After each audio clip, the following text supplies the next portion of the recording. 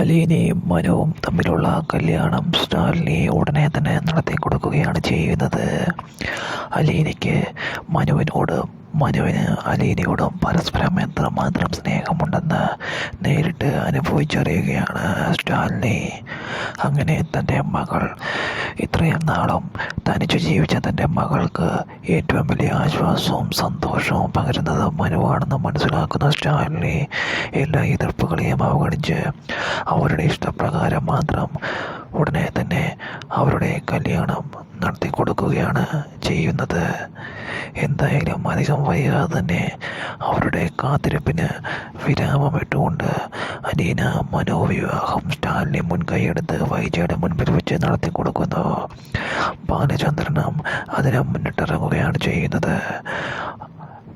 മനുവിൻ്റെ അമ്മയുടെ എതിർപ്പ് വകവയ്ക്കാതെ മനുവിൻ്റെയും അലീനയുടെയും ഇഷ്ടം നടത്തി കൊടുക്കുന്നു.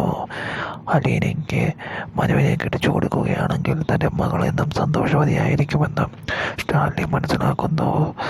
മകളുടെ സന്തോഷവും അതുപോലെ തന്നെ തൻ്റെ മകൾ എത്രമാത്രം നല്ലവളാണെന്നും തിരിച്ചറിയുന്ന സ്റ്റാലിനി അത് വലിയ കാര്യമായി തന്നെ എടുത്ത് അലീനയോട് താൻ സ്വന്തം അച്ഛനാണെന്ന് വെളിപ്പെടുത്തിയ ശേഷമായിരുന്നു അലീനയുടെ ഏറ്റവും ഇഷ്ടമുള്ള മനുവേട്ടനെ അലീനയ്ക്ക് തന്നെ സമ്മാനിക്കുന്നത്.